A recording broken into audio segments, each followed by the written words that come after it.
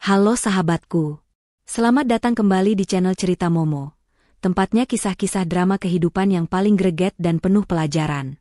Apa yang akan kalian lakukan jika suami kalian tiba-tiba melempar surat cerai di meja makan, lalu berteriak, dalam 48 jam, keluar dari rumah ini. Rumah ini milik kekasih baruku. Marah? Sedih? Atau menangis? Eits, tunggu dulu. Di cerita kali ini, tokoh utama kita, Vivi, tidak melakukan itu semua. Saat diusir, dia justru tertawa. Kenapa? Karena dia tahu, 48 jam itu bukan waktu untuk dia berkemas, tapi waktu untuk menghancurkan hidup suaminya sampai ke akar-akarnya. Penasaran bagaimana cara elegan seorang istri membalas dendam tanpa perlu kotor tangan? Sebelum kita masuk ke ceritanya, yuk dukung terus channel ini dengan cara tekan tombol like dan subscribe sekarang juga. Jangan lupa nyalakan loncengnya biar enggak ketinggalan cerita seru lainnya. Dan seperti biasa, ayo kita absen dulu. Tulis nama kalian, asal kota, dan ketik kata, hadir, di kolom komentar di bawah. Aku mau menyapa sahabat-sahabatku yang paling setia dari Sabang sampai Merauke. Sudah siap melihat drama yang bikin puas ini? Mari kita mulai ceritanya. Denting sendok garpu yang beradu dengan piring porselen menjadi satu-satunya suara yang terdengar di ruang makan yang megah itu. Vivi makan dengan tenang, menyuap makanannya perlahan, meski ia bisa merasakan aura panas yang memancar dari suaminya, Raffi, yang duduk di ujung meja seberang. Sudah beberapa minggu ini, Raffi bersikap dingin, sering pulang larut malam, dan selalu mencari-cari kesalahan Vivi. Namun malam ini, ketegangan itu terasa berbeda. Ada sesuatu yang siap meledak. Tiba-tiba, brak, sebuah amplop coklat tebal dilemparkan dengan kasar ke tengah meja, tepat di depan piring Vivi. Kuah sup sedikit menciprat, mengotori taplak meja yang putih bersih. Vivi menghentikan suapannya. Ia meletakkan sendok dengan sangat perlahan, lalu menatap amplop itu tanpa menyentuhnya. Ia tidak perlu membuka isinya untuk tahu apa itu. Firasat seorang istri tidak pernah salah. Apalagi setelah berbulan-bulan ia mencium aroma parfum asing yang manis dan menyengat di kemeja kerja suaminya. Aku sudah muak berpura-pura, Vivi. Suara Raffi menggelegar, memecahkan keheningan malam itu. Pria itu berdiri, menunjuk wajah istrinya dengan telunjuk yang gemetar karena amarah, atau mungkin karena kegembiraan semu yang ia rasakan karena merasa menang. Itu surat cerai. Tanda tangani sekarang juga.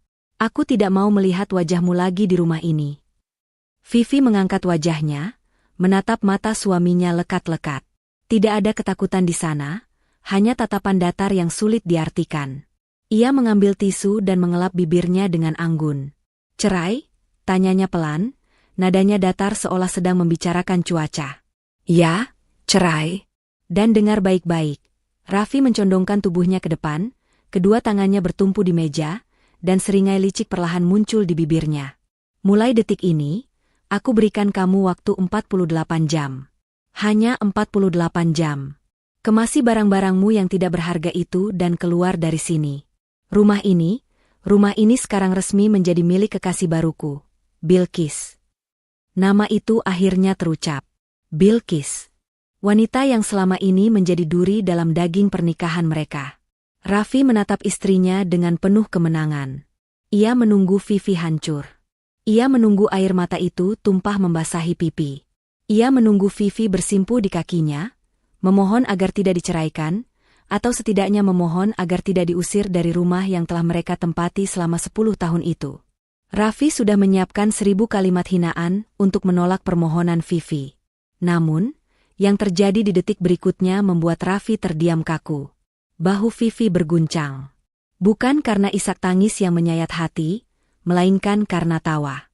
Awalnya pelan, lalu berubah menjadi tawa renyah yang terdengar sangat santai, seolah Raffi baru saja menceritakan lelucon paling lucu sedunia. Vivi tertawa lepas di hadapan wajah suaminya yang mulai memerah karena bingung. Kamu tertawa? Raffi mundur selangkah, wajahnya merah padam karena merasa diremehkan. Apa kamu sudah gila karena stres? Aku mengusirmu, Vivi. Kamu akan jadi gelandangan. Rumah ini sudah bukan milikmu lagi, sertifikatnya sudah atas nama Bilqis. Vivi mengusap sudut matanya yang sedikit berair karena tertawa. Ia berdiri dari kursinya dengan gerakan yang tenang dan berwibawa, merapikan pakaiannya seolah-olah ia baru saja selesai rapat bisnis, bukan baru saja diceraikan. Gelandangan, ulang Vivi dengan nada geli, seolah kata itu asing baginya. Ia mengambil amplop coklat itu dengan ujung jarinya, lalu menatap Raffi dengan sorot mata yang tajam, berbeda 180 derajat dari tatapan istri penurut yang selama ini Raffi kenal. Mas, kamu benar-benar lucu. Kamu pikir kamu bisa menghancurkanku hanya dengan secari kertas ini? Raffi tertegun. Ia belum pernah melihat sisi Vivi yang seperti ini. Vivi melangkah mendekat, membuat Raffi secara naluriah mundur, karena terintimidasi oleh aura istrinya. 48 jam, katamu? Bisik Vivi pelan namun penuh penekanan. Terima kasih, Mas. Itu waktu yang sangat murah hati untuk orang sepertimu. Nikmatilah sisa waktumu di rumah ini bersama kekasih barumu, itu. Puaskan tawa kalian selagi bisa. Tanpa menunggu jawaban Raffi yang masih melongo kebingungan, Vivi berbalik dan berjalan menaiki tangga menuju ruang kerjanya di lantai 2. Langkah kakinya terdengar mantap di lantai marmer. Tidak ada keraguan, tidak ada kesedihan. Begitu sampai di dalam ruang kerjanya, Vivi menutup pintu dan memutar kuncinya 2 kali. Senyum di wajahnya menghilang seketika, berganti dengan ekspresi dingin yang mematikan. Ia berjalan menuju brankas kecil di balik lukisan, mengambil sebuah ponsel khusus yang jarang ia gunakan. Vivi menekan tombol panggilan cepat nomor 1. Terdengar nada sambung 2 kali sebelum suara berat seorang pria menjawab di seberang sana. Halo, Ibu Vivi? Selamat malam, sapa suara itu dengan hormat dan sigap. Selamat malam, Pak Dharma, ucap Vivi tegas, matanya menatap tajam ke arah foto pernikahan yang terpajang di dinding, sebelum tangannya bergerak membalikkan bingkai foto itu hingga menghadap tembok. Ikan besarnya sudah memakan umpan. Raffi baru saja melempar surat cerai dan memberiku waktu 48 jam. Dia juga sudah mengakui secara lisan bahwa rumah ini diatasnamakan Bilqis. Hening sejenak di ujung telepon, sebelum Pak Dharma menjawab dengan nada serius. Sesuai dugaan Ibu. Apakah kita bergerak sekarang? Ya, jawab Vivi dingin. Aktifkan rencana B sekarang juga. Bekukan semua akses yang dia miliki secara bertahap. Kita hancurkan mereka pelan-pelan dalam 48 jam ini, sampai tidak ada yang tersisa bahkan untuk membeli selembar tisu pun. Vivi memutus sambungan telepon. Ia menatap keluar jendela, melihat kegelapan malam. Permainan baru saja dimulai, dan Raffi sama sekali tidak tahu siapa lawan yang sebenarnya sedang ia hadapi. Raffi memacu mobil sport merahnya, membelah jalanan kota yang mulai lengang. Senyum kemenangan tidak bisa lepas dari wajahnya. Ia memukul setir dengan penuh semangat, merasakan adrenalin yang membuncah. Rasanya seperti beban ratusan kilogram baru saja diangkat dari pundaknya. Akhirnya, ia menyingkirkan wanita itu. Akhirnya, ia bisa bebas. Baginya, tawa Vivi tadi hanyalah reaksi pertahanan diri dari seseorang yang mentalnya sudah hancur lebur. Raffi yakin, begitu ia menutup pintu rumah tadi, Vivi pasti sudah tersungkur menangis darah di lantai. Mobil itu berbelok masuk ke pelataran parkir sebuah apartemen mewah di pusat kota. Ini adalah sarang cintanya bersama Bilqis selama setahun terakhir. Tempat di mana ia merasa dihargai sebagai laki-laki, bukan sekadar suami yang terus-menerus dibayangi oleh nama besar keluarga istrinya. Begitu pintu unit apartemen terbuka, aroma parfum mawar langsung menyambutnya.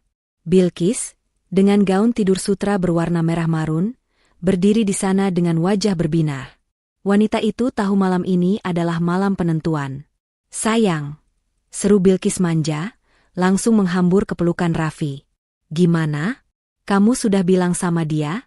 Apa reaksinya? Dia ngamuk? Dia banting barang-barang? Raffi tertawa lepas, mengangkat tubuh ramping Bilqis dan membawanya masuk ke ruang tengah. Ia menghempaskan diri ke sofa empuk sambil melonggarkan dasinya. Kamu nggak akan percaya. Dia cuma ketawa. Kayaknya sarafnya putus saking kagetnya. Aku kasih waktu 48 jam buat dia angkat kaki. Setelah itu, rumah besar itu resmi jadi istana kita. Sayang. Mata Bilqis membelalak lebar, kilatan keserakahan terpancar jelas di sana. Serius? 48 jam? Duh, aku nggak sabar banget.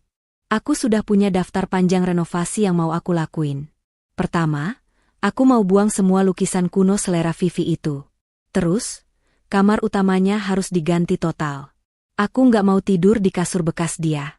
Jijik tahu. Raffi mengecup kening kekasihnya itu dengan gemas. Tenang saja. Kamu mau ganti cat tembok, mau ganti lantai, mau bakar semua baju-baju lama dia, terserah kamu. Sertifikat rumah itu kan sudah aku balik nama atas namamu minggu lalu. Itu hadiah terindah buat kamu, Bilqis. Makasih, Mas Raffi sayang. Ucap Bilqis sambil menyandarkan kepalanya di dada bidang Raffi, jemarinya bermain-main di kancing kemeja pria itu. Lagian, Vivi itu bodoh banget ya. Selama ini dia nggak sadar kalau suaminya yang hebat ini pelan-pelan mindahin aset. Dia terlalu sibuk dengan kegiatan sosialita nggak jelas itu. Dia memang naif, cibir Raffi. Dia pikir karena bapaknya yang mendirikan perusahaan, dia bisa santai-santai selamanya. Dia lupa, yang menjalankan operasional sehari-hari itu aku. Yang bikin perusahaan untung besar 2 tahun ini itu aku. Wajar dong kalau aku ambil bagianku? Rumah itu cuma permulaan, Bilqis. Nanti, perusahaan itu juga bakal sepenuhnya ada di genggaman kita. Mereka tertawa bersama, membayangkan masa depan gemilang di atas penderitaan orang lain. Di benak mereka, Vivi hanyalah wanita lemah yang tidak punya daya apa-apa tanpa suami yang menyokongnya. Sementara itu, di rumah besar yang kini terasa begitu sunyi, suasana justru sangat kontras. Tidak ada isak tangis, tidak ada drama pelemparan barang, dan tidak ada keputusasaan. Di ruang kerjanya yang remang-remang, hanya diterangi cahaya layar komputer, Vivi duduk tegak dengan kacamata bertengger di hidungnya. Jari jemarinya menari lincah di atas keyboard, menghasilkan bunyi ketikan yang ritmis dan cepat. Di meja kerjanya, bukan koper berisi pakaian yang terlihat, melainkan tumpukan hard disk eksternal dan dokumen-dokumen tebal. Vivi sedang tidak berkemas untuk pergi. Dia sedang berkemas untuk perang. Layar monitor menampilkan barisan angka dan data transaksi perusahaan yang sangat rumit. Itu adalah akses, backdoor, ke server utama perusahaan. Akses yang hanya dimiliki oleh pendiri perusahaan, mendiang ayahnya, dan kini diwariskan padanya. Raffi, dalam keangkuhannya sebagai direktur utama, tidak pernah tahu bahwa sistem perusahaan memiliki level keamanan tertinggi yang bisa memantau setiap pergerakan dana, sekecil apapun, yang dilakukan oleh jajaran direksi. Kamu pikir kamu yang membesarkan perusahaan ini, Raffi? Gumam Vivi pelan, matanya menelusuri aliran dana mencurigakan yang mengalir keluar masuk rekening-rekening fiktif. Senyum sinis terukir di bibirnya. Selama bertahun-tahun, Vivi sengaja mundur ke balik layar. Ia membiarkan Raffi tampil di depan, membiarkan suaminya merasa menjadi raja, membiarkan ego pria itu melambung tinggi. Vivi melakukan itu demi menjaga harga diri suaminya. Namun, Raffi salah mengartikan diamnya Vivi sebagai kebodohan. Raffi mengira Vivi buta terhadap bisnis. Padahal, setiap tanda tangan, setiap persetujuan proyek, dan setiap audit internal, semuanya lewat di bawah pengawasan Vivi tanpa sepengetahuan Raffi. 2 miliar rupiah untuk uang muka rumah, 500 juta untuk renovasi apartemen, 300 juta untuk mobil Bilqis. Vivi membacakan nominal-nominal yang tertera di layar dengan nada datar. Semuanya diambil dari pos anggaran pengembangan pabrik dan dana kesejahteraan karyawan. Kamu bukan pebisnis hebat, Mas. Kamu cuma maling berdasi. Vivi menekan tombol, enter, dengan tegas. Sebuah loading bar muncul di layar dengan tulisan, mengunduh data lengkap, enkripsi diaktifkan. Ia sedang menyalin semua bukti kejahatan Raffi. Bukan hanya soal perselingkuhan, tapi bukti tindak pidana penggelapan uang perusahaan dalam jumlah masif. Bukti inilah yang akan mengubah status Raffi dari seorang direktur terhormat menjadi tahanan kriminal. Tiba-tiba ponselnya bergetar. Sebuah pesan masuk dari kepala keamanan IT perusahaan yang merupakan orang kepercayaan ayahnya dulu. Bu Vivi, saya mendeteksi ada upaya akses dari akun Pak Raffi untuk mencairkan dana cadangan operasional malam ini. Nominalnya cukup besar. Apakah perlu saya blokir? Vivi mengetik balasan dengan cepat, jangan diblokir sekarang. Biarkan transaksinya pending seolah-olah ada gangguan jaringan. Beri dia harapan palsu sampai besok pagi. Saya ingin dia merasa panik saat kartunya tidak bisa digunakan. Setelah pesan terkirim, Vivi menyandarkan punggungnya ke kursi kulit yang besar itu. Ia menatap sekeliling ruangan yang penuh kenangan. Raffi dan Bilqis mungkin sedang merayakan kemenangan semu mereka malam ini, menertawakan Vivi yang mereka anggap kalah. Mereka tidak tahu bahwa Vivi baru saja memegang leher mereka.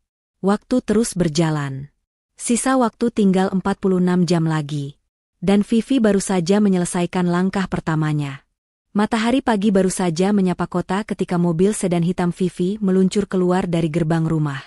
Ia tidak membawa koper besar berisi pakaian, hanya sebuah tas kerja kulit yang elegan. Penampilannya pagi itu jauh dari gambaran seorang istri yang baru saja diusir. Ia mengenakan blazer abu-abu gelap dengan tatanan rambut yang rapi sempurna. Wajahnya segar, tanpa sedikit pun jejak mata bengkak akibat menangis semalaman. Vivi memacu kendaraannya menuju sebuah kafe bernuansa vintage di pinggiran kota yang sepi pengunjung. Tempat itu dipilih bukan karena kopinya, melainkan karena privasinya. Di sudut ruangan yang paling tertutup, seorang pria parubaya dengan setelan jas formal sudah menunggu.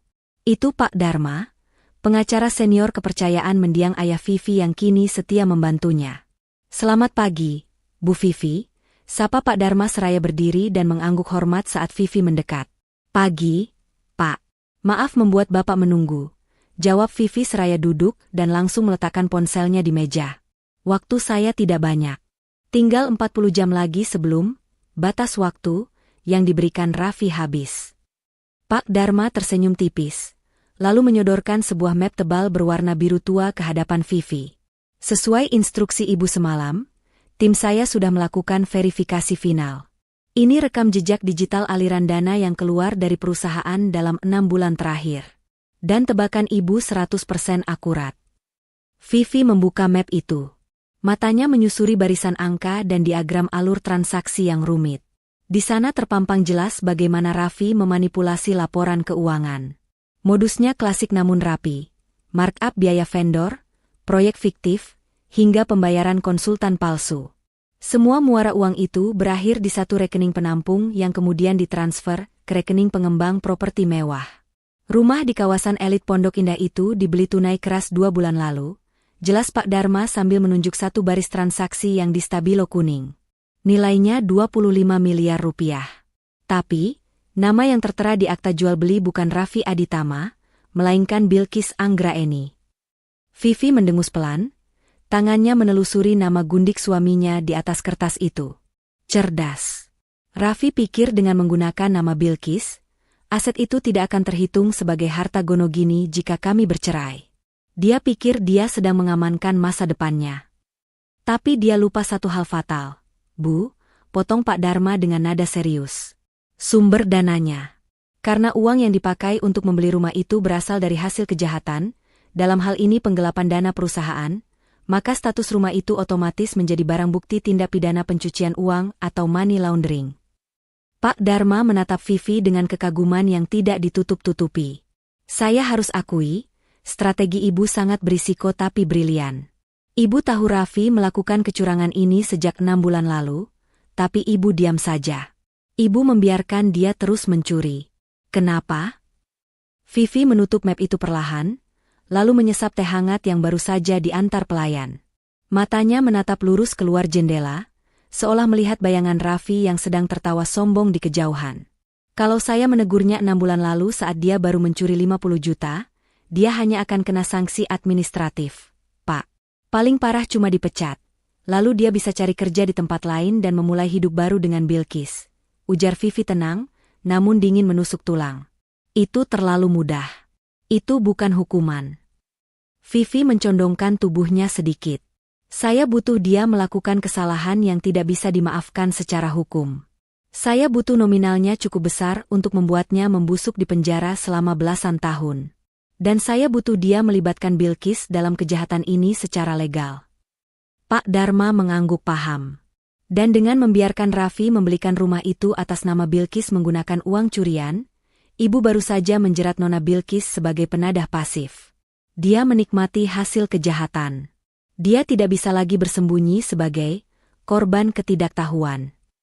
"Tepat sekali," sahut Vivi. Rumah itu bukan hadiah cinta Raffi untuk Bilqis. Rumah itu adalah bukti kriminal yang akan menyeret mereka berdua ke sel yang sama. Pak Dharma menghela napas panjang, merinding membayangkan nasib Raffi. Pria itu benar-benar salah memilih lawan. Ia mengira istrinya hanyalah pewaris tahta yang manja, padahal Vivi adalah permaisuri yang memegang kendali penuh di balik tirai. Lalu, apa langkah selanjutnya? Bu, kita bisa langsung lapor polisi pagi ini. Bukti sudah lebih dari cukup, saran Pak Dharma. Vivi menggeleng tegas. Jangan dulu. Jangan ganggu kesenangan mereka. Biarkan mereka menikmati kemenangan semu ini sedikit lebih lama. Biarkan Raffi merasa dia adalah raja dunia, dan biarkan Bilqis merasa dia sudah menjadi nyonya besar. Jatuhnya akan terasa jauh lebih sakit kalau mereka didorong dari tempat yang paling tinggi. Vivi melirik jam tangannya. Bilqis pasti sudah tidak sabar ingin melihat istananya. Saya yakin sebentar lagi dia akan datang ke rumah untuk melakukan inspeksi, mungkin sambil menghina selera dekorasi saya. Saya harus ada di sana untuk menyambut tamu agung itu. Ibu yakin kuat menghadapi mereka secara langsung? Tanya Pak Dharma khawatir. Kuat? Vivi tersenyum miring, senyum yang menjanjikan badai. Pak Dharma, saya tidak kehilangan rumah. Saya sedang memberikan mereka tali gantungan yang paling mewah. Siapkan saja berkas pelaporannya untuk besok sore, tepat 1 jam sebelum batas waktu 48 jam itu habis. Kita akan buat pesta kejutan yang tidak akan pernah mereka lupakan seumur hidup. Vivi bangkit dari duduknya, merapikan blazernya, dan mengambil tas kerjanya. Saya permisi dulu. Ada pertunjukan drama yang harus saya mainkan di rumah. Wanita itu melangkah keluar kafe dengan langkah pasti. Di tangannya kini bukan hanya sekadar bukti perselingkuhan, tapi kunci penjara untuk suami dan selingkuhannya. Babak pembantaian diam-diam baru saja dimulai. Jarum jam dinding antik di ruang tengah terus berdetak, seolah menghitung mundur nasib penghuninya. Sisa waktu tinggal 30 jam lagi. Suasana di rumah besar itu terasa mencekam, bukan karena teriakan, melainkan karena keheningan yang tidak wajar. Para asisten rumah tangga bekerja dengan kepala tertunduk, takut melakukan kesalahan sekecil apapun, sementara Vivi duduk santai di sofa ruang keluarga sambil membaca majalah, seolah tidak ada badai yang sedang menerjang hidupnya. Ketenangan itu pecah ketika pintu depan terbuka lebar tanpa diketuk. Suara hak sepatu tinggi yang beradu dengan lantai marmer menggema ke seluruh ruangan, diikuti oleh aroma parfum yang menyengat, aroma yang sama yang sering Vivi cium di jas suaminya. Bilqis melangkah masuk layaknya seorang ratu yang baru saja memenangkan perang. Ia mengenakan gaun terusan berwarna cerah yang mencolok, kacamata hitam yang disampirkan di kepala, dan tas bermerek yang dijinjing dengan angkuh. Matanya menyapu sekeliling ruangan dengan tatapan merendahkan, lalu berhenti tepat pada sosok Vivi. "Loh, masih di sini?" sindir Bilqis dengan nada tinggi yang sengaja dibuat-buat. Ia berjalan mendekat, lalu berdiri berkacak pinggang di hadapan Vivi. "Aku pikir kamu sudah sadar diri dan angkat kaki sejak pagi tadi. Ternyata mental pengemis susah hilang ya, masih betah numpang di rumah orang." Vivi tidak langsung menjawab. Ia melipat majalahnya dengan tenang, meletakkannya di meja, lalu mendongak menatap Bilqis. Tidak ada kemarahan di wajah cantiknya, hanya seulas senyum tipis yang sulit ditebak maknanya. "Selamat siang, Bilqis. Silakan duduk. Anggap saja rumah sendiri," ucap Vivi ramah, namun penuh ironi. "Oh, maaf, saya lupa. Menurut versi kamu dan Raffi, ini memang rumahmu, kan?" Wajah Bilqis memerah karena merasa diejek, tapi ia cepat-cepat menutupi kekesalannya dengan tawa sinis. "Bukan, menurut versi kami, tapi ini faktanya, Ibu Vivi yang terhormat. Sertifikat rumah ini sudah atas namaku. Jadi, wajar dong kalau aku datang buat ngecek properti baruku? Aku mau pastikan gak ada barang berharga yang kamu bawa lari."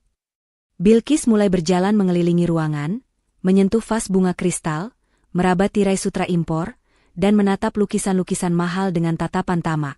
"Bei Inah," teriaknya memanggil asisten rumah tangga senior. Bei Inah tergopoh-gopoh datang dari dapur, wajahnya pucat. "Iya, Non. Mulai besok, turunkan lukisan jelek itu. Ganti gorden ini dengan warna emas. Yang ini terlalu suram, persis kayak nasib mantan nyonya rumah ini. perintah Bilqis sambil menunjuk-nunjuk sembarangan. Dan sofa ini, baunya apek. Bakar saja. Bei Inah menatap Vivi dengan pandangan memohon, bingung harus menuruti siapa. Vivi hanya mengangguk pelan, memberi isyarat agar Bei Inah menuruti saja ocehan wanita itu. Vivi diam-diam meraba ponsel di saku blazernya, memastikan aplikasi perekam suara sudah aktif sejak Bilqis melangkah masuk tadi. Ia butuh pengakuan. Ia butuh bukti bahwa Bilqis tahu persis dari mana uang untuk membeli rumah ini berasal. Selera kamu boleh juga, Bilqis, pancing Vivi sambil berdiri dan menghampiri wanita itu. Tapi merenovasi rumah sebesar ini butuh biaya besar loh. Belum lagi harga beli rumah ini, 25 miliar tunai. Kan? Raffi benar-benar royal ya sama kamu. Bilqis berbalik, mengibaskan rambutnya dengan sombong. Jelas dong, Mas Raffi itu cinta mati sama aku. Dia rela lakuin apa saja buat nyenengin aku. Nggak kayak kamu, istri yang cuma bisa nuntut tapi nggak bisa bikin suami betah. Tapi 25 miliar itu uang yang sangat banyak. Tekan Vivi lagi, suaranya merendah, seolah mengajak bergosip. Gaji Raffi sebagai direktur di perusahaanku tidak mungkin cukup untuk beli tunai secepat itu. Kecuali dia pakai jalan pintas. Bilqis tertawa meremehkan, masuk tepat ke dalam perangkap. Aduh, Vivi, jangan naif deh. Mas Raffi itu otak dari perusahaan kamu. Wajar dong kalau dia ambil jatah lebih? Dia yang kerja keras muter otak. Sementara kamu cuma ongkang-ongkang kaki. Uang 25 miliar itu kecil buat dia. Hasil, kreativitas, dia ngatur proyek selama ini. Lagian, itu hak dia. Jadi kamu tahu uang itu diambil dari kas perusahaan? Tanya Vivi tajam, mengunci tatapan Bilqis. Tahulah, jawab Bilqis lantang tanpa ragu. Mas Raffi cerita semuanya sama aku. Dia bilang dia pindahin dana itu pelan-pelan biar nggak ketahuan audit, terus dia beliin rumah ini atas namaku biar aman dari kamu. Kenapa? Iri ya? Makanya, jadi istri itu harus pinter servis suami, biar suami rela korupsi demi kamu. Senyum Vivi melebar. Pengakuan itu sudah terekam dengan jernih. Bilqis baru saja menggali kuburannya sendiri dengan mulut besarnya. Dia mengakui secara sadar bahwa dia menerima aliran dana hasil kejahatan. Wow, desis Vivi, bertepuk tangan pelan sekali. Luar biasa. Cinta kalian benar-benar mahal. Vivi melangkah mendekat hingga jarak wajah mereka hanya tinggal beberapa sentimeter. Aura intimidasi Vivi yang sesungguhnya tiba-tiba keluar, membuat Bilqis refleks mundur selangkah karena kaget. Pastikan sertifikatnya kamu pegang erat-erat ya, Bu Bilqis, bisik Vivi dingin, matanya menatap lurus ke manik mata Bilqis yang mulai terlihat gentar. Karena barang curian itu biasanya licin.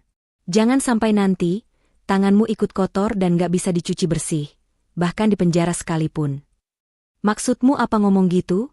Bentak Bilqis, mencoba menutupi rasa takut yang tiba-tiba muncul. Kamu ngancam aku? Aku tidak mengancam, jawab Vivi santai sambil melirik jam tangannya lagi. Aku hanya memberi saran sesama wanita.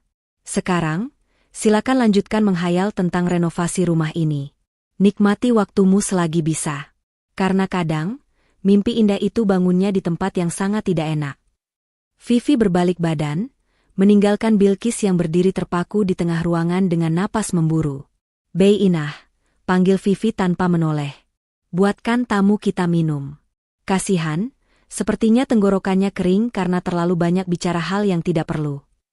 Vivi menaiki tangga dengan langkah ringan. Satu bukti fatal sudah di tangan. Bilqis bukan korban ketidaktahuan, dia adalah komplotan. Dan hukum tidak mengenal belas kasihan bagi mereka yang menikmati hasil curian dengan bangga. Sisa waktu tinggal 29 jam. Kehancuran mereka sudah di depan mata. Lampu kristal di butik perhiasan mewah itu memantulkan cahaya berkilauan, seakan mengejek siapa saja yang tidak mampu membelinya. Namun bagi Raffi dan Bilqis, tempat ini adalah taman bermain. Sisa waktu menuju pengusiran Vivi tinggal 12 jam lagi. Raffi ingin merayakan kemenangan mutlaknya dengan memberikan hadiah spesial untuk ratu barunya. Sayang, lihat ini. Bagus banget kan? Seru Bilqis sambil menempelkan sebuah kalung berlian bermata biru ke leher jenjangnya di depan cermin. Ini cocok banget buat dipakai pas kita resmi nempatin rumah baru besok. Raffi tersenyum lebar, merangkul pinggang ramping Bilqis dari belakang. Apapun yang kamu mau, ambil saja. Anggap ini bonus awal karena kamu sudah sabar menunggu selama ini. Bilqis memekik kegirangan, lalu menunjuk satu set perhiasan lain, gelang dan anting yang senada. Total harganya mencapai ratusan juta rupiah. Bagi Raffi, nominal itu tidak masalah. Ia memegang kartu kredit korporat, Black Card, dari perusahaan. Kartu sakti yang selama ini ia gunakan untuk membiayai gaya hidup mewahnya dengan memanipulasi laporan sebagai biaya entertainment klien. Mereka berjalan menuju kasir dengan dagu terangkat tinggi. Pegawai butik melayani mereka dengan sangat ramah, membungkuk hormat melihat penampilan perlente Raffi. Totalnya 350 juta. Bapak, ucap kasir sambil tersenyum manis. Raffi dengan santai mengeluarkan kartu berwarna hitam elegan dari dompetnya, dan meletakkannya di atas nampan beludru. Gesek saja. Tanpa PIN. Pegawai itu mengangguk dan memasukkan kartu ke mesin EDC. Hening sejenak. Raffi mengetuk-ngetukkan jari di meja kaca, bersiul pelan, membayangkan wajah menderita Vivi saat diusir nanti malam. Tiba-tiba, mesin EDC mengeluarkan bunyi beep panjang yang tidak enak didengar. Dahi pegawai butik itu berkerut. Ia mencoba menggesekkan kartu itu sekali lagi. Hening lagi, lalu bunyi beep penolakan kembali terdengar. Maaf, Pak, ucap pegawai itu dengan nada ragu dan sedikit canggung. Kartunya declinet. Ditolak oleh sistem. Tawa Raffi terhenti seketika. Apa? Ditolak? Nggak mungkin. Limit kartu itu tak terbatas. Kamu salah gesek kali, atau mesin kamu yang rusak? Saya sudah coba 2 kali, Pak. Keterangannya, do not honor. Mungkin Bapak ada kartu lain? Wajah Raffi mulai memerah karena malu. Ada beberapa pelanggan lain yang menoleh ke arah mereka. Dengan gerakan kasar, ia mengambil kartu debit pribadinya, rekening gajinya sebagai direktur utama. Pakai yang ini, jangan bikin malu saya. Pegawai itu mencoba lagi. Detik-detik berlalu terasa sangat lambat. Dan kemudian, BF. Maaf Pak, ini juga ditolak. Keterangannya, card blocked. Bilqis yang tadinya sibuk bercermin kini menoleh dengan tatapan bingung dan sedikit kesal. Mas, kok bisa sih? Malu tahu dilihatin orang. Kamu bilang uang kamu banyak.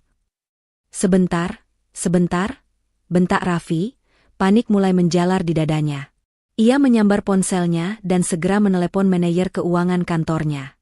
Ia ingin memaki bawahan yang ia pikir tidak becus mengurus administrasi perbankan itu. Tut. Tidak diangkat. Raffi mencoba menelepon lagi. Masih tidak diangkat. Ia beralih menelepon sekretaris pribadinya. Nomornya sibuk. Ia mencoba login ke aplikasi mobile banking di ponselnya. Jantung Raffi seakan berhenti berdetak saat melihat notifikasi merah di layar ponselnya. Akun dibekukan. Hubungi kantor cabang terdekat. Sialan. Umpat Raffi keras, membuat pegawai butik terlonjak kaget. Pasti ada kesalahan sistem di bank pusat. Dasar bank tidak becus. Jadi gimana, Pak? Perhiasannya? Tanya pegawai itu hati-hati, namun tatapan matanya sudah berubah dari hormat menjadi curiga. Batal, seru Raffi kasar. Ia menarik tangan Bilqis, menyeret wanita itu keluar dari butik dengan langkah terburu-buru. Wajah Bilqis merah pada menahan malu. Ia sempat mendengar bisik-bisik pelanggan lain yang menertawakan mereka. Mas, sakit? Protes Bilqis saat mereka sudah di parkiran. Kenapa bisa kayak gitu sih? Kamu bangkrut? Jangan ngaco, sergah Raffi dengan napas memburu. Ia berusaha menenangkan dirinya sendiri, menyisir rambutnya yang berantakan dengan jari. Ini pasti cuma error sistem atau Vivi lupa bayar tagihan tahunan perusahaan. Dasar wanita tidak berguna. Urusan administrasi saja nggak becus. Raffi masih menyangkal. Keangkuhannya menutup matanya dari kenyataan bahwa Vivi tidak pernah lupa. Vivi justru sangat ingat, dan dia yang mematikan kerannya. Raffi masih yakin bahwa besok pagi ia bisa datang ke kantor, memarahi staf keuangan, dan membereskan semuanya. Ia tidak sadar, kantor itu sudah bukan lagi wilayah kekuasaannya. Sementara itu, di sebuah gedung perkantoran dengan lambang kepolisian yang khas, suasana terasa jauh lebih dingin dan serius. Vivi duduk di hadapan seorang perwira polisi berpangkat tinggi, Inspektur Hadi, di Unit Kejahatan Ekonomi Khusus, Vismondev. Di meja, terhampar semua bukti yang dibutuhkan untuk menghancurkan hidup Raffi. Rekaman suara pengakuan Bilqis, data aliran dana ilegal dari server perusahaan, dan bukti kepemilikan aset yang diatasnamakan pihak ketiga. Ini bukti terakhirnya, Pak, ucap Vivi tenang sambil menyerahkan sebuah flash disk kecil berwarna perak. Rekaman suara Bilqis Anggraeni yang mengakui bahwa dia mengetahui sumber dana pembelian rumah tersebut berasal dari manipulasi keuangan perusahaan suami saya. Inspektur Hadi menerima flash disk itu, lalu menatap Vivi dengan sorot mata penuh hormat. Ibu Vivi, bukti-bukti ini sangat lengkap dan solid. Unsur penggelapan dalam jabatan dan pencucian uangnya terpenuhi sempurna. Apalagi dengan nominal kerugian mencapai puluhan miliar rupiah, ini masuk kategori pidana berat. Kapan penangkapan bisa dilakukan? Tanya Vivi lugas. Surat perintah penyidikan dan penangkapan sudah kami proses sejak laporan awal pengacara ibu masuk tadi pagi. Tim kami sudah memantau posisi target. Jelas Inspektur Hadi. Kami bisa bergerak kapan saja ibu mau. Vivi menatap jam dinding di kantor polisi itu. Waktu menunjukkan pukul 5 sore. Sisa waktu ultimatum Raffi tinggal beberapa jam lagi. Jangan sekarang, Pak, pinta Vivi dengan senyum tipis yang penuh arti. Besok pagi, tepat saat batas waktu 48 jam yang dia berikan kepada saya habis. Dia akan datang ke rumah saya untuk mengusir saya. Saya ingin Bapak dan tim Bapak menangkapnya di sana, di depan pintu rumah yang dia banggakan itu. Inspektur Hadi mengangguk mengerti. Baik, Bu. Kami akan siapkan tim untuk penyergapan besok pagi di lokasi. Vivi berdiri, menjabat tangan Inspektur Hadi. Terima kasih, Pak. Saya serahkan sisanya pada hukum. Wanita itu berjalan keluar dari kantor polisi. Langit di luar mulai berwarna jingga kemerahan, seolah alam semesta sedang bersiap menyambut pertumpahan darah, secara metaforis. Raffi mungkin sekarang sedang bingung kenapa kartunya tidak bisa dipakai, tapi besok dia akan menyadari bahwa bukan hanya kartunya yang mati, tapi seluruh masa depannya sudah tamat. Vivi masuk ke mobilnya, menghela napas panjang. Kartu mati sudah dikeluarkan. Tidak ada jalan kembali bagi Raffi dan Bilqis. Permainan kucing dan tikus ini hampir berakhir, dan sang tikus sudah terperangkap tanpa sadar. Malam semakin larut, menyisakan jejak dingin yang menusuk tulang. Jarum jam menunjukkan sisa waktu tinggal 6 jam lagi sebelum ultimatum Raffi berakhir. Saat sebagian besar orang sudah terlelap, mobil sedan hitam Vivi justru membelah jalanan sempit yang jauh dari hiruk-pikuk kota. Ia meninggalkan kawasan elit tempat tinggalnya, menuju sebuah perumahan sederhana di pinggiran kota yang padat penduduk. Vivi tidak datang untuk melabrak. Itu cara kuno yang tidak elegan. Ia datang untuk menjemput, senjata, terakhirnya. Mobil berhenti di depan sebuah rumah mungil bercat hijau muda yang tampak asri dengan pot-pot tanaman di berandanya. Lampu teras masih menyala redup. Vivi menarik napas panjang, memasang senyum terbaiknya, senyum yang tulus namun menyembunyikan badai, lalu turun dari mobil. Ia mengetuk pintu kayu itu pelan. Assalamualaikum. Tak lama kemudian, terdengar langkah kaki menyeret. Pintu terbuka, menampilkan sosok wanita tua berwajah teduh yang mengenakan daster batik lusuh dan kerudung instan. Kerutan di wajahnya menandakan kerasnya kehidupan, namun matanya memancarkan kehangatan seorang ibu. Itu Bu Sari, ibu kandung Bilqis. Waalaikumsalam. Cari siapa ya, Mbak? Malam-malam begini, tanya Bu Sari dengan nada ramah namun sedikit bingung. Vivi mengangguk sopan, mencium tangan wanita tua itu dengan takzim, sebuah gestur yang membuat Bu Sari terkejut. Maaf mengganggu istirahatnya, Bu. Saya Vivi, teman dekatnya Bilqis. Apa benar ini rumah ibunya Bilqis? Wajah Bu Sari langsung berbinar mendengar nama anaknya disebut. Oh, temannya Bilqis. Iya, benar, Nak. Mari masuk.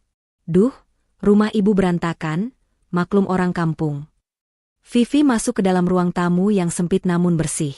Di dinding, terpajang foto-foto Bilqis dari masa kecil hingga wisuda. Tidak ada kesan kemewahan di sini, sangat kontras dengan gaya hidup hedonis yang dipamerkan Bilqis di kota.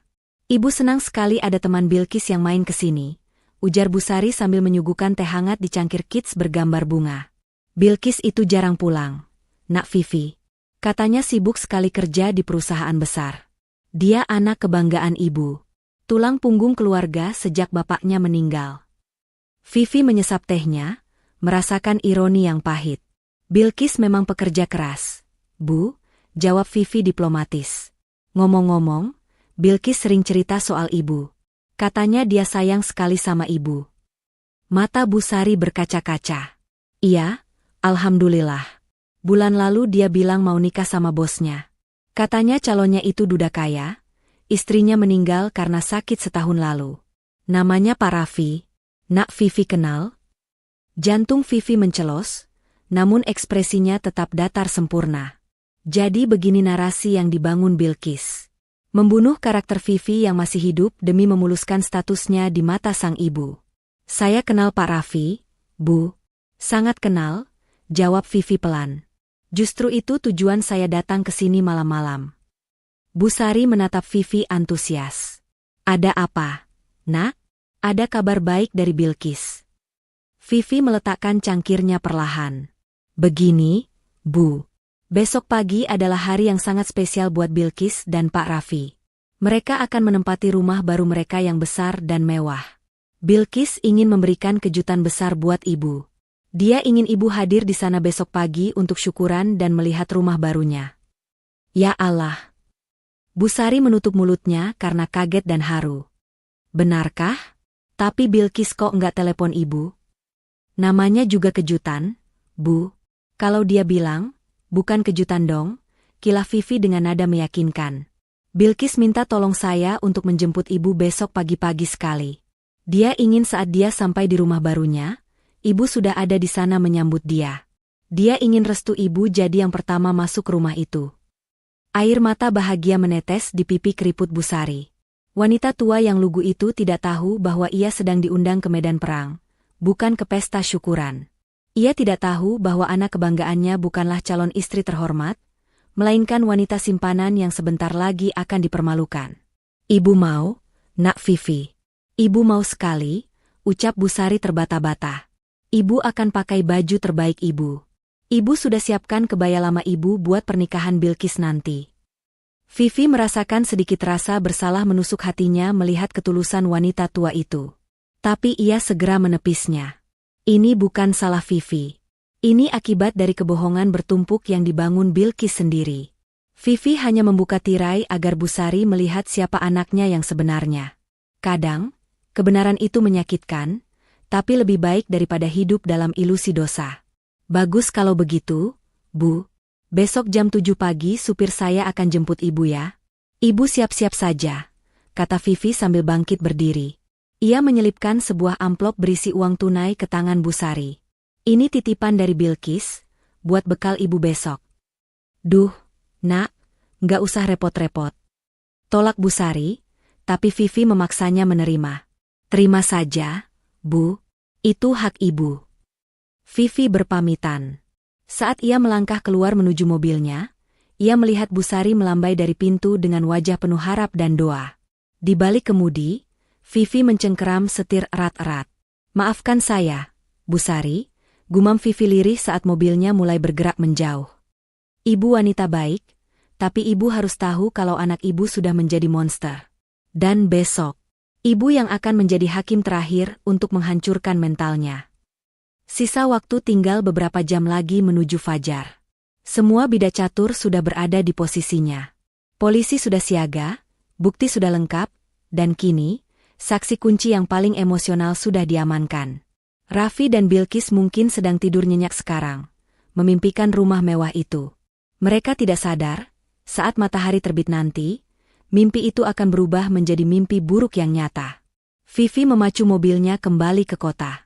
Ia tidak akan tidur malam ini. Ia akan menunggu pagi datang dengan mata terbuka lebar, siap menyaksikan runtuhnya kesombongan suami dan gundiknya. Fajar menyingsing di ufuk timur, membawa cahaya keemasan yang biasanya menjanjikan harapan baru. Namun bagi penghuni rumah megah di kawasan elit itu, matahari pagi ini adalah penanda akhir dari sebuah hitungan mundur yang mematikan. Sisa waktu tinggal 1 jam lagi. 60 menit tersisa sebelum ultimatum 48 jam yang diteriakkan Raffi benar-benar habis. Di dalam rumah, keheningan terasa begitu pekat.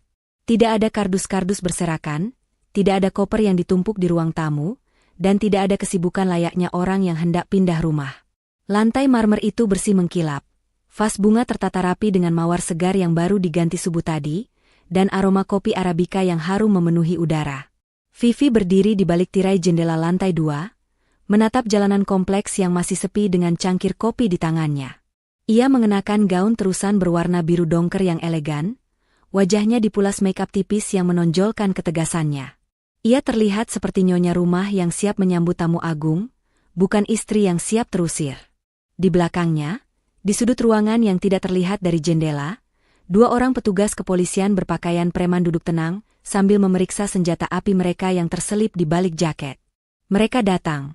Gumam Vivi pelan saat melihat sebuah mobil SUV hitam diikuti oleh truk pindahan berukuran sedang berbelok di ujung jalan. Di dalam mobil SUV itu, Raffi menyetir dengan perasaan campur aduk. Rasa panik akibat semua rekeningnya yang mendadak terblokir kemarin sore masih menghantuinya. Ia belum sempat ke bank karena hari masih terlalu pagi, dan ia memutuskan untuk membereskan urusan Vivi dulu. Baginya, menguasai rumah senilai puluhan miliar ini adalah prioritas utama. Jika ia memiliki rumah ini, ia punya aset untuk diagunkan kembali jika memang perusahaannya sedang bermasalah. "Mas, lihat tuh," seru Bilkis yang duduk di sampingnya, menunjuk ke arah rumah dengan kuku-kukunya yang baru dimanikur. Gerbangnya masih tertutup rapat. Jangan-jangan si perempuan itu belum pergi? Duh, males banget kalau harus adu mulut pagi-pagi. "Tenang saja," sahut Raffi dengan rahang mengeras. "Kalau dia belum pergi, aku akan seret dia keluar. Surat cerai sudah ada, sertifikat rumah atas namamu sudah ada. Secara hukum, kita yang berhak. Kalau dia melawan, aku panggil satpam kompleks." Mobil Raffi berhenti tepat di depan gerbang besi tempa yang menjulang tinggi itu. Truk pindahan di belakangnya ikut mengerem, mesin dieselnya menderu memecah keheningan pagi, membuat beberapa tetangga mulai mengintip dari balik pagar rumah mereka. Tontonan gratis di pagi hari selalu menarik perhatian. Raffi membunyikan klakson panjang. Tin. Tidak ada jawaban. Gerbang tetap terkunci kokoh. "Vivi, buka gerbangnya," teriak Raffi sambil menurunkan kaca jendela mobil. "Waktumu sudah habis. Jangan jadi pengecut yang sembunyi di dalam." Masih hening. Hanya suara burung gereja yang menyahut teriakan Raffi. Kesabaran Raffi habis. Ia melompat turun dari mobil, membanting pintu dengan keras. Bilkis ikut turun dengan gaya angkuhnya, membetulkan kacamata hitamnya meski matahari belum terlalu terik. Ia ingin semua tetangga melihat bahwa dia adalah nyonya baru di sini. Raffi menggedor besi gerbang dengan kepalan tangannya. "Vivi, keluar. Aku tahu kamu di dalam. Truk barang-barangku sudah datang. Kalau kamu tidak buka dalam hitungan ketiga, aku akan dobrak." 1, teriak Raffi. 2. Tepat sebelum Raffi meneriakkan angka 3, terdengar suara berdengung halus dari mesin hidrolik pagar otomatis. Gerbang besi yang kokoh itu perlahan-lahan bergeser terbuka. Raffi menyeringai puas. Ia menoleh ke arah Bilkis dan memberikan jempol, seolah berkata, "Lihat, dia takut padaku." Bilkis tersenyum lebar, membayangkan dirinya sebentar lagi akan berendam di bathtub mewah milik Vivi. "Ayo, masukkan truknya," perintah Raffi pada supir truk pindahan. "Parkir di halaman depan. Langsung turunkan sofa barunya." Raffi kembali masuk ke mobil, menginjak gas, dan meluncur masuk ke pelataran rumah dengan penuh percaya diri. Roda mobilnya melindas paving blok halaman yang selama ini dirawat Vivi dengan penuh kasih sayang. Begitu mesin mobil dimatikan, suasana halaman terasa aneh. Pintu utama rumah yang besar itu terbuka lebar, seolah mengundang mereka masuk. Namun, tidak ada satupun asisten rumah tangga yang terlihat menyambut. Sepi. Terlalu sepi. "Kok nggak ada orang?" bisik Bilkis saat mereka berjalan menuju pintu utama. "Si Vivi beneran udah pergi ya? Barangnya udah diangkut semua?" "Bagus dong kalau udah pergi," jawab Raffi sambil melangkah masuk ke ruang tamu tanpa permisi. Akhirnya udara di sini bersih dari aura dia. Mereka berdua melangkah masuk ke ruang tamu yang megah. Cahaya matahari pagi menembus jendela kaca yang besar, menerangi interior ruangan yang tampak sempurna. Wah gila, luas banget, decak kagum Bilqis. Ia langsung berputar-putar, merentangkan tangannya seolah ingin memeluk seluruh isi rumah. Mas, ini beneran punya kita kan? Sumpah, aku seneng banget. Makasih ya, Mas. Raffi tersenyum bangga, egonya melambung tinggi melihat kekasihnya bahagia. Ia merasa seperti raja yang baru saja menaklukkan kerajaan musuh. Apapun buat kamu, sayang. Mulai sekarang, kamu ratu di sini. Namun, euforia mereka tidak berlangsung lama. Selamat datang di istana kalian. Sebuah suara wanita terdengar tenang namun menggema dari arah ruang tengah yang terhubung dengan ruang tamu. Raffi dan Bilqis tersentak kaget. Mereka menoleh serempak ke arah sumber suara. Di sana, duduk di sofa tunggal dengan kaki disilangkan anggun, Vivi menatap mereka sambil menyesap tehnya. Ia tidak terlihat seperti wanita yang kalah. Justru sebaliknya, ia terlihat seperti penguasa yang sedang menunggu pengadilannya dimulai. Kamu? Bentak Raffi, wajahnya merah padam karena kaget dan marah. Ngapain kamu masih duduk di situ? Aku bilang keluar. Waktu 48 jam, kamu sudah habis 5 menit yang lalu. Vivi meletakkan cangkir tehnya perlahan ke atas meja. Bunyi denting halusnya terdengar nyaring di telinga Raffi. Sabar, Mas, ucap Vivi dengan senyum misterius yang membuat bulu kuduk Raffi meremang. Jangan buru-buru mengusir.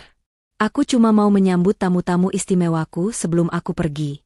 Lagi pula, ada seseorang yang sangat ingin bertemu dengan pemilik baru rumah ini. Seseorang? Siapa? Selingkuhanmu? Tuduh Bilqis sinis, berusaha menutupi rasa tidak nyamannya melihat ketenangan Vivi. Vivi menggeleng pelan. Ia menoleh ke arah pintu samping yang tertutup tirai. Silakan keluar, Bu, panggil Vivi lembut. Tirai tersiba. Sosok tua dengan kebaya lusuh dan wajah sembab melangkah keluar dengan gemetar. Matanya menatap lurus ke arah Bilqis. Tatapan yang penuh dengan kekecewaan, rasa malu, dan hancurnya hati seorang ibu. Napas Bilqis tercekat di tenggorokan.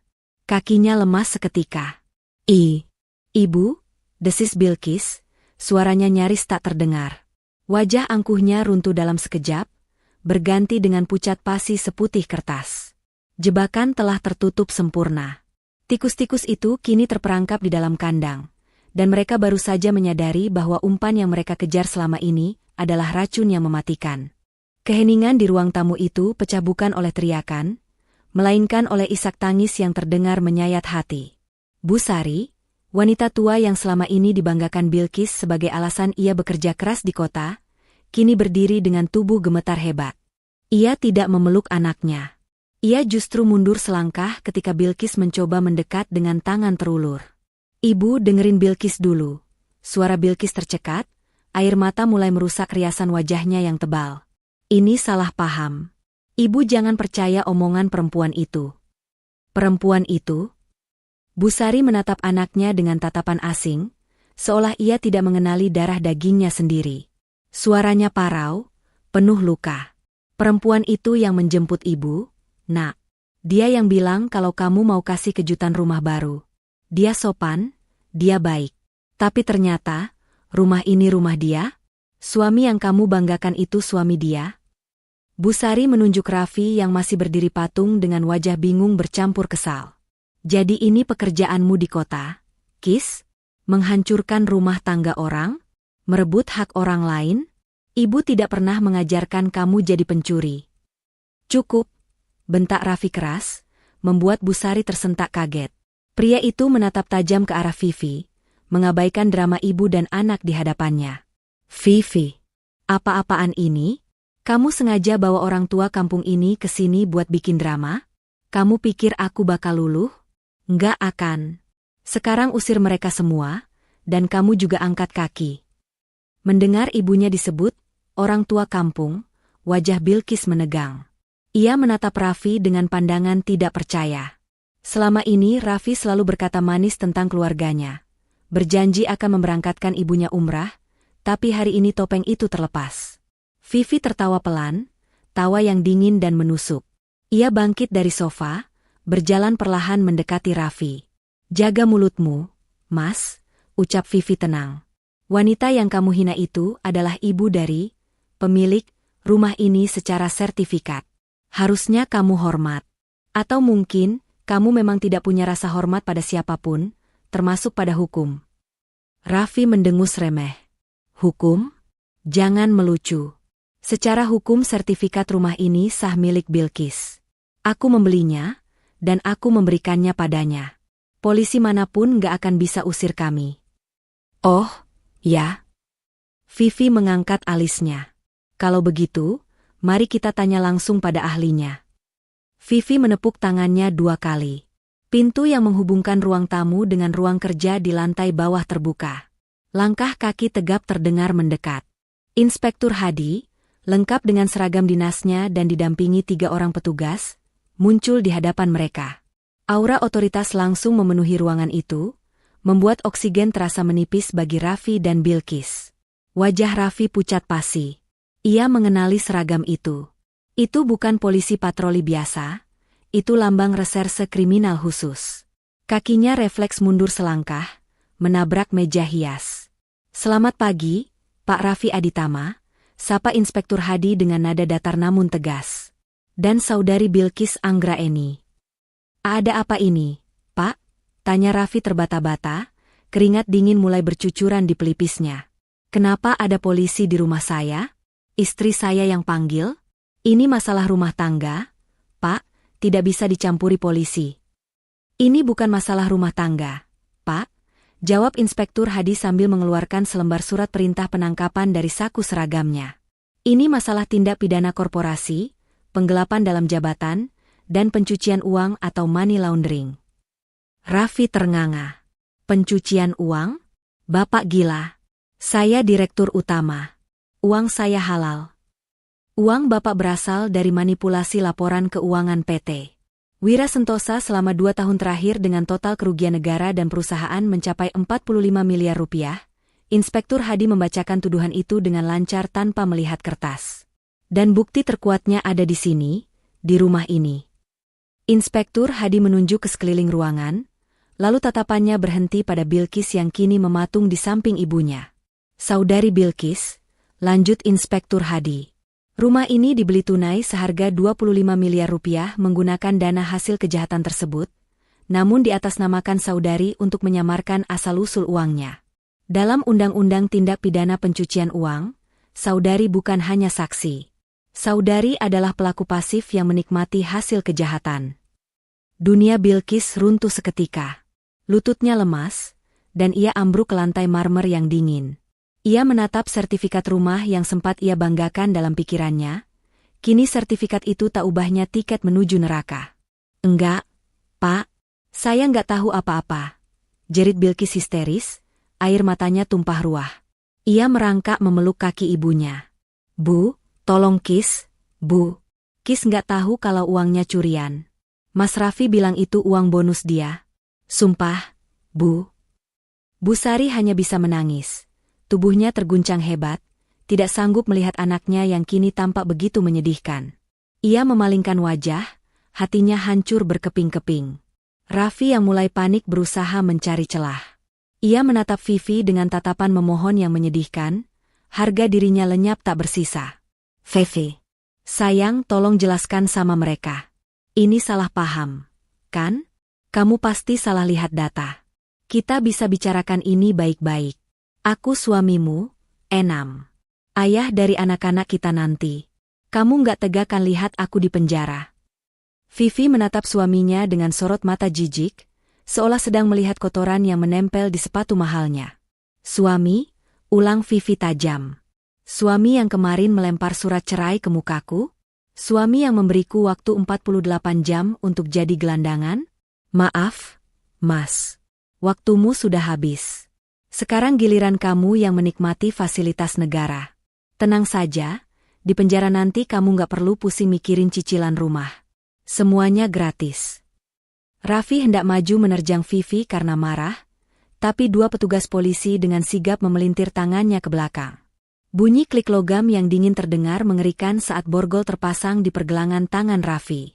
"Lepaskan. Saya punya pengacara.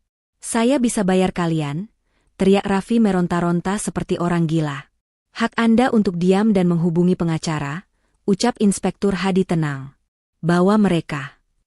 Seorang petugas lain mendekati Bilqis, memintanya berdiri.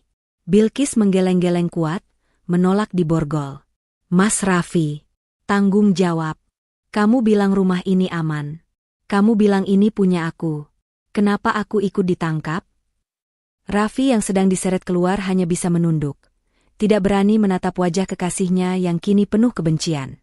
Cinta yang mereka agung-agungkan itu hancur lebur hanya dalam hitungan menit, digantikan oleh rasa saling menyalahkan demi menyelamatkan diri sendiri.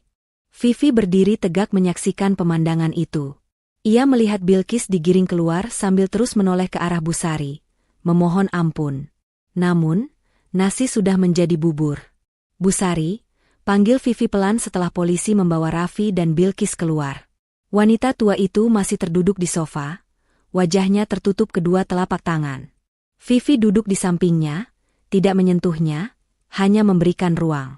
Maafkan saya harus melakukan ini dengan cara yang keras, Bu, ucap Vivi tulus. Tapi kalau tidak begini, Bilqis tidak akan pernah sadar. Rumah ini sekarang disita negara sebagai barang bukti. Tapi Ibu jangan khawatir.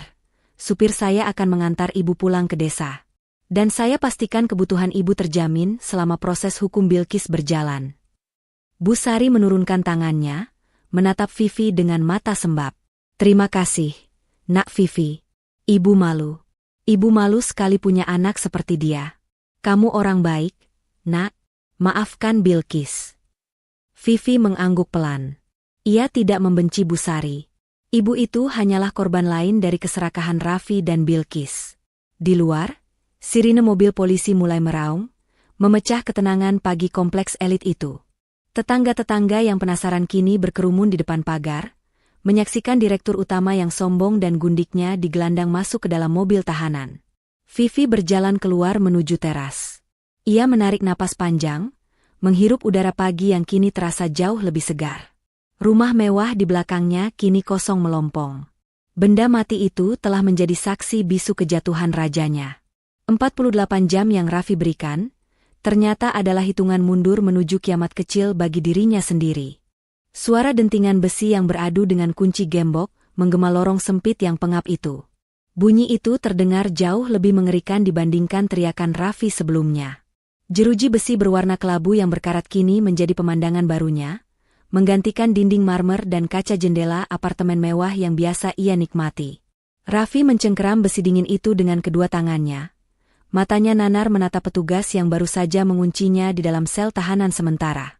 Ia masih mengenakan kemeja mahalnya, namun kini kusut dan ternoda keringat dingin. Di sel sebelahnya, terpisah dinding beton namun masih bisa mendengar suara, terdengar isak tangis Bilqis yang tak henti-hentinya meraung, memanggil nama ibunya yang sudah pulang dengan hati hancur. Saya mau menelepon pengacara saya. Ini pelanggaran hak asasi, teriak Raffi parau, urat lehernya menonjol. Kalian tidak tahu siapa saya? Saya Direktur Utama PT Wira Sentosa. Satu telepon dari saya, karir kalian tamat. Seorang petugas piket yang sedang menyeruput kopi, hanya menoleh sekilas dengan tatapan bosan. Bapak Raffi, simpan tenaga Bapak. Pengacara Bapak sudah datang, tapi dia tidak datang untuk membebaskan Bapak. Raffi terdiam. Harapan tiba-tiba melambung di dadanya. Pak Dharma, suruh dia masuk. Cepat. Tak lama kemudian, sosok Pak Dharma muncul di ujung lorong. Pria tua itu berjalan tenang dengan tas kerja kulit di tangannya, didampingi seorang asisten muda. Raffi langsung menempelkan wajahnya ke jeruji, tersenyum lebar seolah melihat malaikat penyelamat. Pak Dharma, syukurlah Bapak datang, seru Raffi dengan napas memburu. Bapak lihatkan kelakuan gila Vivi? Dia menjebak saya. Cepat urus jaminan penangguhan penahanan saya. Gunakan dana taktis perusahaan, berapapun biayanya, keluarkan saya dari tempat bau ini sekarang juga. Pak Dharma berhenti tepat di depan sel Raffi. Ia tidak tersenyum, tidak juga menunjukkan simpati. Ia memandang Raffi dengan tatapan datar, seolah sedang melihat orang asing. Tanpa berkata apa-apa, Pak Dharma memberi isyarat pada asistennya untuk mengeluarkan sebuah map merah dari dalam tas. Pak Raffi, suara Pak Dharma terdengar formal dan dingin. Saya datang ke sini bukan sebagai kuasa hukum pribadi Anda. Saya datang mewakili Dewan Komisaris PT Wira Sentosa, yang dipimpin oleh pemegang saham mayoritas, Ibu Vivi. Senyum di wajah Raffi perlahan memudar. Apa maksud Bapak? Ini adalah surat keputusan pemberhentian dengan tidak hormat, ucap Pak Dharma sambil menyodorkan map itu melalui celah jeruji. Raffi menerimanya dengan tangan gemetar. Terhitung sejak 1 jam yang lalu, seluruh akses Anda terhadap aset, rekening, dan fasilitas perusahaan telah dicabut total. Rapat luar biasa pemegang saham yang digelar darurat pagi ini, memutuskan untuk memecat Anda atas dasar pelanggaran berat, penggelapan dana dan merusak citra perusahaan. Raffi membaca surat itu dengan mata melotot. Di bagian bawah, tertera tanda tangan Vivi yang tegas dan rapi di atas materai. Dipecat? Bisik Raffi, suaranya hilang. Tapi saya yang membesarkan perusahaan itu. Tanpa saya, Wira Sentosa akan bangkrut. Vivi tidak bisa melakukan ini. Ibu Vivi bukan hanya bisa, tapi beliau sudah melakukannya. Balas Pak Dharma tajam. Dan perlu Bapak ketahui, Ibu Vivi juga sudah mengajukan gugatan perdata untuk menyita seluruh aset pribadi Bapak, termasuk mobil sport, jam tangan mewah, dan investasi saham atas nama pribadi, untuk mengganti kerugian perusahaan sebesar 45 miliar rupiah. Jadi, secara teknis, saat ini Bapak adalah seorang pengangguran yang tidak memiliki harta sepeser pun untuk membayar pengacara. Dunia Raffi runtuh untuk kedua kalinya hari itu. Ia mundur terhuyung, punggungnya menabrak dinding sel yang lembab. Kakinya lemas. Tanpa uang, tanpa jabatan, dan tanpa koneksi, ia hanyalah mangsa empuk di dalam penjara. Bilang pada Vivi.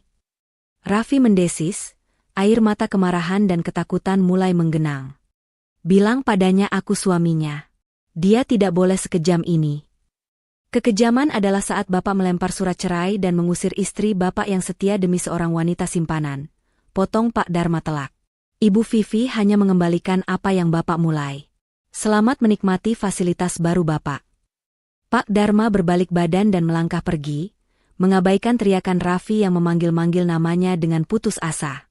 Sementara itu, di ruang interogasi yang terpisah, Bilqis duduk berhadapan dengan penyidik wanita. Wajah cantiknya kini berantakan, mascara luntur membasahi pipinya. Kesombongannya saat memilih perhiasan kemarin sore sudah lenyap tak berbekas. Saya cuma dikasih, Bu. Sumpah, racau Bilqis histeris. Mas Raffi bilang itu hadiah. Saya nggak tahu kalau itu uang korupsi.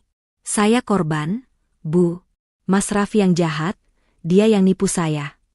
Saudari Bilqis, potong penyidik itu sambil memutar sebuah rekaman suara dari laptopnya. Terdengar jelas suara Bilqis yang direkam oleh Vivi di ruang tamu kemarin. Mas Raffi cerita semuanya. Dia bilang dia pindahin dana itu pelan-pelan biar nggak ketahuan audit. Wajah Bilqis pucat pasi. Suaranya sendiri kini menjadi hakim yang paling mematikan. Anda tahu persis asal-usul uang itu, ujar penyidik dingin. Anda menikmati kemewahan di atas kejahatan. Ancaman hukumannya maksimal 15 tahun penjara. Bilqis menelungkupkan wajahnya ke meja, meraung kencang. Bayangan rumah mewah, mobil baru, dan status sosialita yang ia impikan hancur lebur, digantikan oleh bayangan dingin lantai penjara dan tatapan kecewa ibunya yang akan menghantuinya seumur hidup. Cinta yang ia banggakan pada Raffi menguap seketika, berganti menjadi kebencian mendalam karena pria itu menyeretnya ke neraka ini. Di belahan kota lain, suasana di gedung pencakar langit PT Wira Sentosa terasa tegang namun penuh hormat. Vivi melangkah masuk ke lobi utama. Tidak ada lagi penampilan istri rumah tangga yang sederhana. Hari ini, ia mengenakan setelan bisnis hitam yang membalut tubuhnya dengan sempurna, aura kepemimpinan memancar kuat dari setiap langkah kakinya. Para karyawan yang berpapasan dengannya menunduk hormat, sebagian berbisik kagum, sebagian lagi takut. Berita penangkapan Raffi sudah menyebar di grup WhatsApp kantor, beserta kabar bahwa Vivilah otak di balik operasi pembersihan itu. Vivi masuk ke dalam lift khusus direksi, menekan tombol lantai paling atas. Begitu pintu lift terbuka, ia berjalan lurus menuju ruangan yang selama ini diduduki Raffi. Ruangan direktur utama. Sekretaris Raffi yang dulu sering bersikap sinis padanya kini berdiri gemetar di balik mejanya. Selamat siang, Bu Vivi. Ada yang bisa saya bantu? Siang, jawab Vivi singkat tanpa menoleh. Panggil jasa pembersih profesional.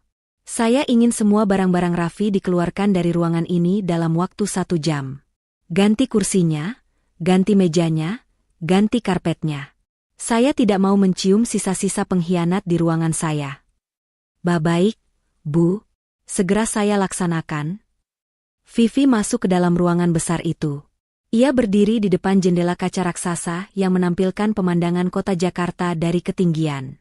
Dulu, Raffi sering berdiri di sini, merasa dirinya raja dunia. Sekarang, Vivi yang berdiri di sini sebagai pemilik tahta yang sesungguhnya. Ponselnya berbunyi. Pesan singkat dari Pak Dharma masuk. Surat pemecatan sudah diterima. Aset pribadi sedang dalam proses pembekuan. Mereka sudah tamat, Bu. Vivi tersenyum tipis. Ia menatap pantulan dirinya di kaca jendela. 48 jam yang lalu, ia adalah istri yang dicampakan.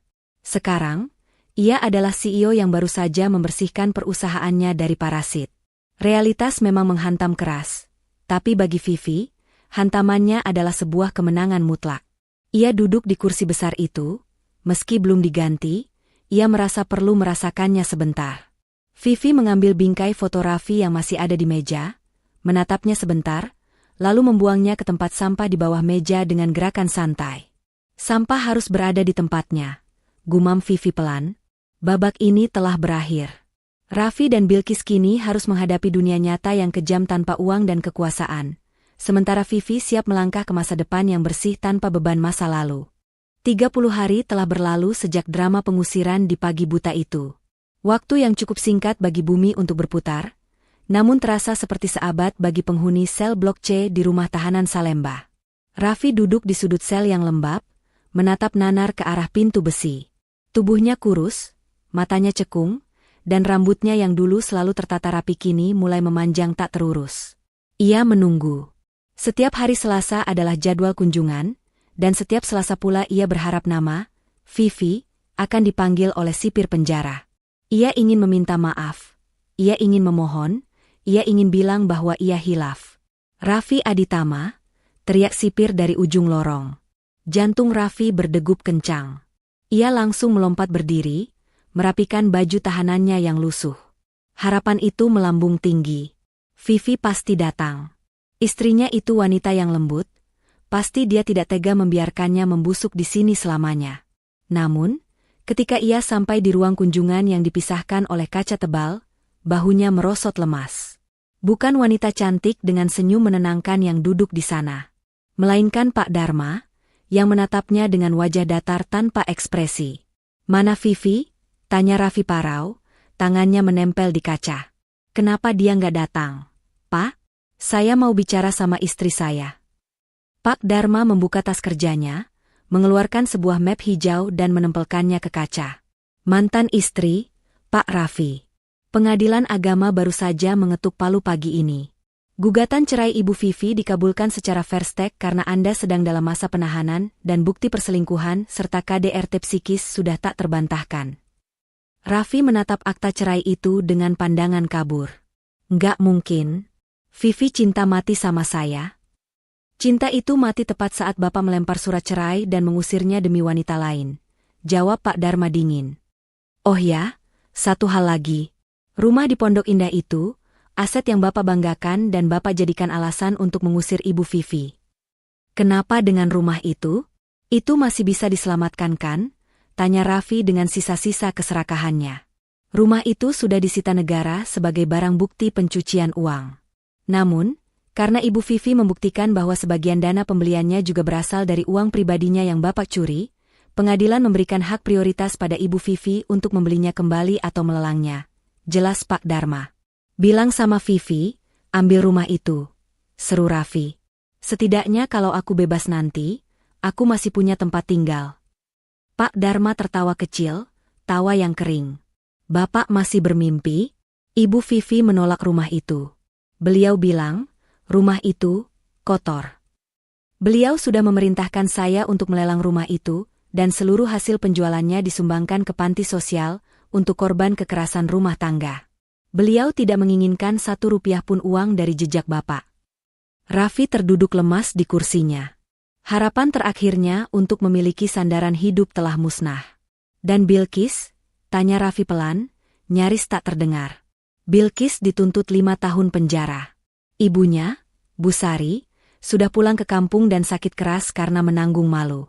Tidak ada yang mau membesuk Bilqis, bahkan keluarganya sendiri sudah membuangnya. Pak Dharma membereskan berkasnya, lalu berdiri. Bapak benar-benar sendirian sekarang. Selamat menikmati waktu, Bapak. Masih ada 12 tahun lagi, kan? Pak Dharma berbalik pergi, meninggalkan Raffi yang mulai menangis meraung-raung, memukul kaca pembatas hingga tangannya memar. Penyesalan itu datang, tapi terlambat. Pintu neraka yang ia buka sendiri kini telah terkunci rapat dari luar. Sementara itu, di sebuah kawasan bukit yang sejuk di pinggiran kota, jauh dari kebisingan masa lalu, sebuah mobil SUV putih terbaru berhenti di depan sebuah bangunan modern minimalis yang baru saja selesai dibangun.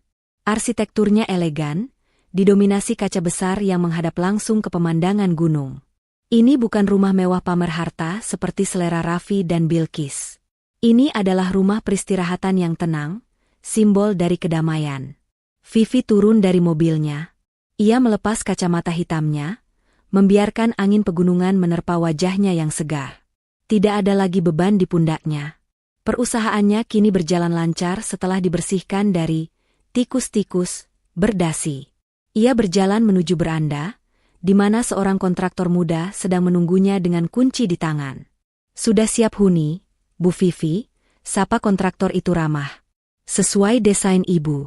Ruang kerja dengan pemandangan matahari terbit, dan taman belakang yang luas.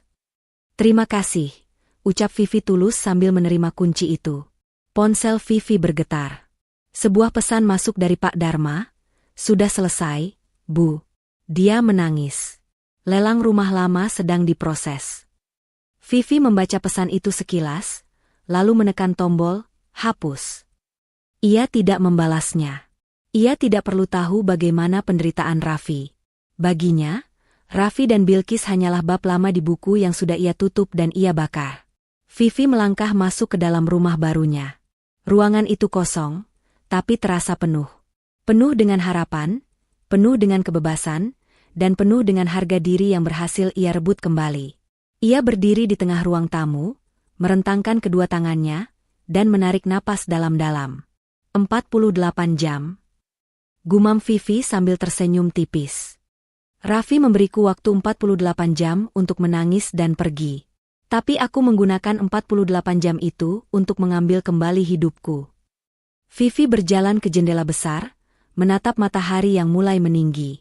Ia bukan lagi istri yang berlindung di balik bayangan suami. Ia adalah wanita mandiri yang berdiri di atas kakinya sendiri. Rumah ini milik kekasih barumu? Vivi mengulang kalimat Raffi dulu dengan nada geli. Maaf, Mas. Rumahku adalah diriku sendiri. Dan kekasih baruku adalah kebebasanku. Vivi berbalik, melangkah pasti menuju dapur untuk menyeduh teh pertamanya di rumah itu. Di luar sana, dunia terus berputar. Para pengkhianat sedang menjalani hukuman mereka, sementara sang pemenang sedang menikmati teh hangat dengan ketenangan yang tak ternilai harganya. Tamat. Pesan moral. Kesetiaan dan ketulusan adalah pondasi terkuat dalam sebuah hubungan. Ketika seseorang mengkhianatinya demi kesenangan sesaat dan harta duniawi, ia sesungguhnya sedang menggali lubang kehancurannya sendiri. Harta bisa dicari, wajah cantik bisa memudar, tetapi pasangan yang tulus menemani dari nol adalah rezeki yang tak tergantikan. Jangan sampai kesombongan membuatmu membuang berlian demi memungut kerikil, karena penyesalan selalu datang terlambat saat segalanya sudah hilang.